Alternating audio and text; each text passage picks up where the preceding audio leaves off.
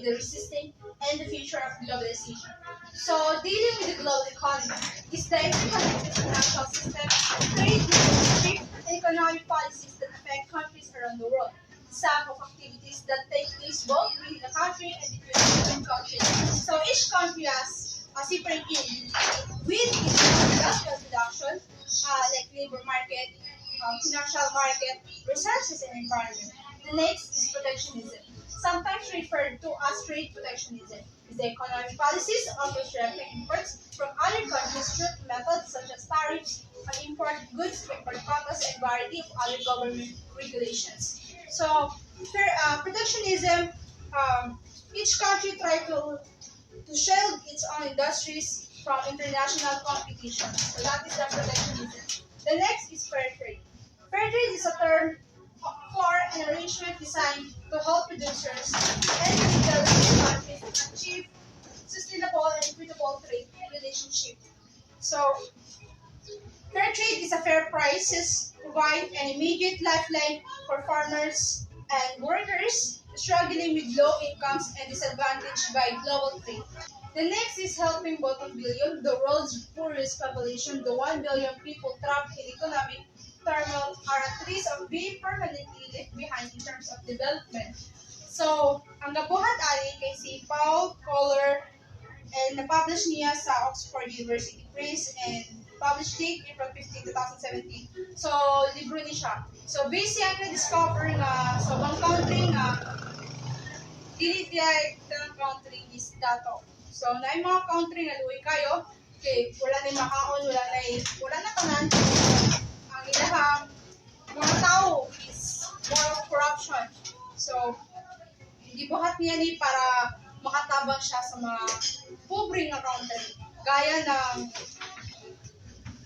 Gaya ng Rwanda, Congo, Sudan, Chad, Somalia, and Ethiopia. Mao niya mga country nga pobre kayo o mga country nga iyahang gitabangan.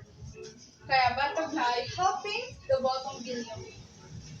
Dealing with political globalization, space constraints will limit us to these issues of accountability and transparency, as well as special attention to Transparency International. Accountability, transparency, and Transparency International. So, accountability is an acceptance of responsibility for honest and ethical conduct towards other. So, ang example ani accountability is kanang responsibilidad bitaw nimo, like ikaw nga president, responsibilidad nimo nga walay gubot diri aning Pilipinas. Sakto ang pagkuan sa diri sa Pilipinas, like nga na bitaw, or ikaw nga maestra, responsibilidad nimo nga tuduan nimo mga estudyante, kana may gitawag daw nga accountability. Include the lack of transparency by Iran in terms of its nuclear weapons program, as well as by the US and Israel, which is kanang never pa nila na public bitaw revealing that it has nuclear weapons program that has produced a number of nuclear weapons.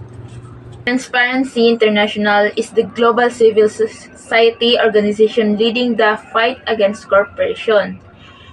It brings people together in a powerful worldwide coalition to end the devastating impact of corruption on men or women and children around the world.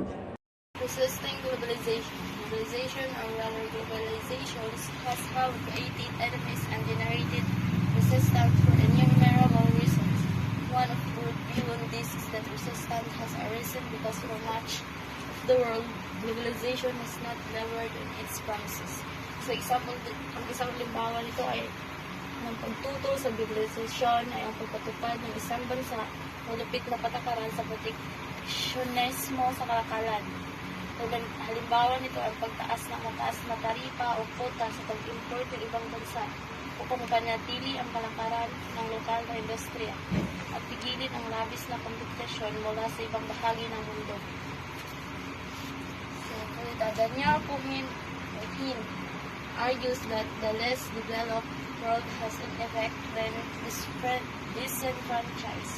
In those cases where parts of the world have been able to obtain modern innovation, telephone, television, internet, they often find themselves feeling as if these technologies have been imposed on them, that they have no role in the creation of this technology. Local resistance. The action of local groups or communities face severe limitation in terms of their chances of having an impact of globalization from above.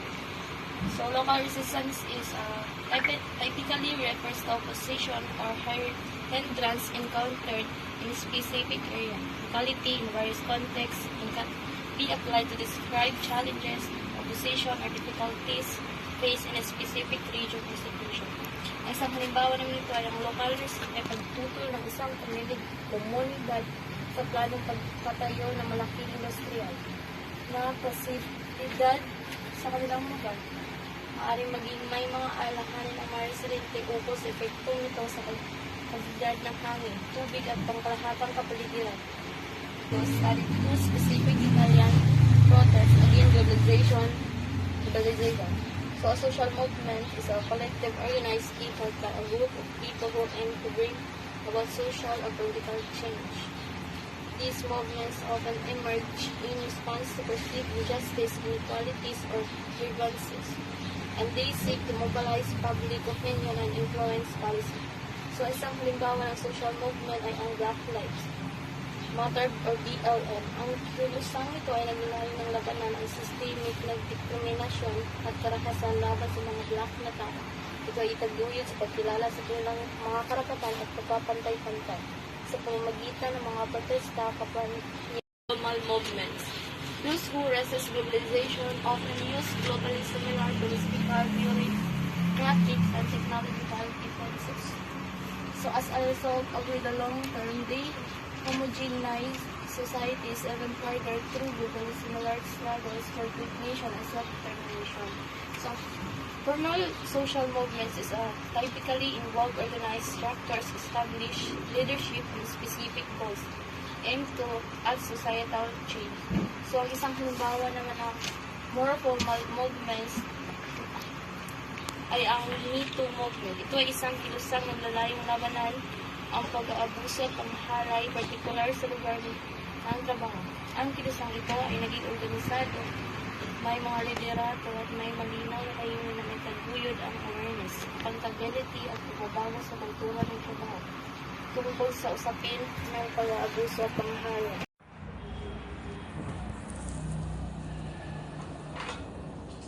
So, good morning sa tanan.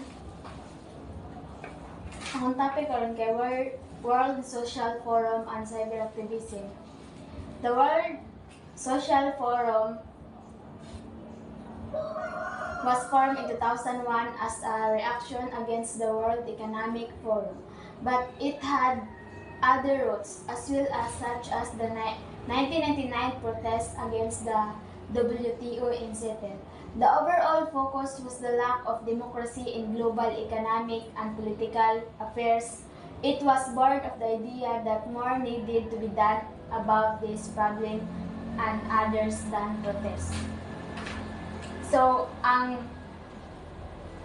WSF ay nabuo noong 2001. Ang higit na pinagtuunan ng pansin ay ang kawalan ng demokrasya sa pangdaigdigang pang-ekonomiya at politika. It was born of the idea na kinahanglan humnon or kinahanglan buhaton kaysa sa protest. The initial meeting of the WSF in Porto Alegre, Brazil drew about 5,000 participants and the number of participants grew 100,000 at the 2004 meetings in Mumbai, India and 2005 in Porto Alegre. So, unang meeting sa World Social Forum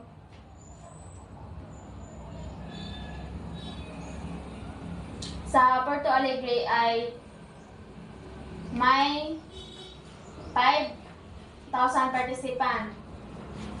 ug ang kalahok 100,000 participants at the 2004 meetings by India and 2005 in Porto Alegre. The WSF is by design not a political movement or an actor but merely an arena in which like-minded people can exchange ideas, global issues. So, ang World Social Forum by design not a political and actor but merely an arena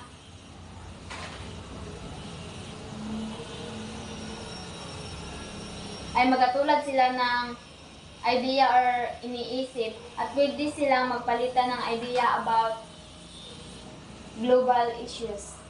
More specific case of the power of cyberactivism involves a series of events following the 1997 Asian financial crisis, especially in Indonesia, where anger over the crisis was aimed at ethnic Chinese. By May 1998, Chinese stores in Indonesia had been looted and burned, and Chinese residents had been attacked and women raped. So ang tiyak na kaso ng cyberactivism ang kaganapan noong 1997 Asian financial crisis. Ang Indonesia ay galit sa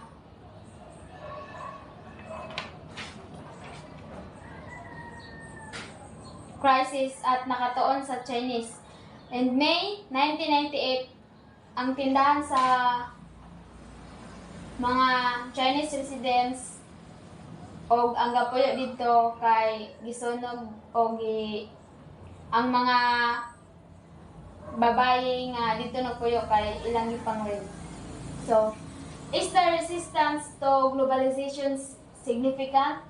Resistance globalization is generally strong and diverse. Such resistance is to a large extent dismissed by the supporters of globalization and believers in its continued, if not inevitable, expansion.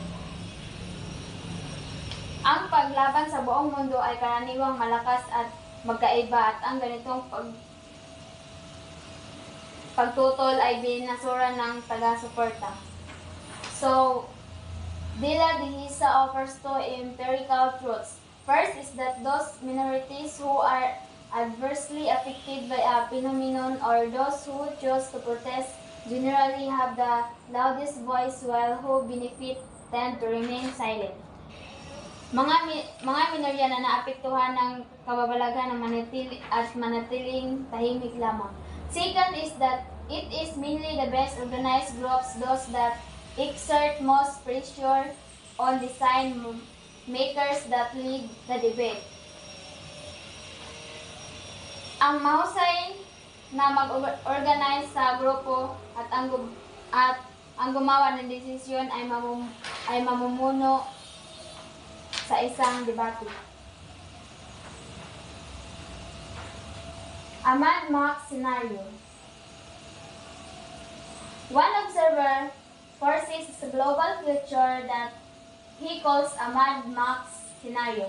So, ang observer foresees a global future, gitawag siya og Mad Max scenario. The Mad Max scenario is made more likely for larger portions of the global populations by a variety of ongoing trends. Ang Mad Max scenario ay ginawang malaking bahagi ng pandaigdigang populasyon sa pamagitan ng uso. Ever accelerating crisis in the capitalist economy. Increasing short supply of oil will not only lead to higher prices, but battles and perhaps outright warfare over the declining number of functioning oil wells, oil reserves, and perhaps oil-producing countries. Ang kakulangan ng supply sa langis, mas naging mataas ang presyo. Population growth in least developed areas will lead to pitched battles over food that is available in limited quantities. Ang paglaki ng populasyon ay hindi gaanong maunlad at nahantong sa pagkain na limitado lang. Declining supplies of fresh water will lead to similar battles between the water haves and the water have-nots. Ang pagbaba ng supply ng sariwang tubig ay nahantong sa pagitan ng may tubig at walang tubig. Rising sea water will displace large number of people from islands and coastal areas, with those from the later moving inland where they will come into conflict with residents unwilling to give up or even share their territory. Ang pagtaas ng tubig sa dagat ay nagpalis ng tao mula sa isla at baybayin, kasama ang lumipat sa bansa na sila ang mga residente na hindi handang sumuko sa kanilang teritoryo. At yun.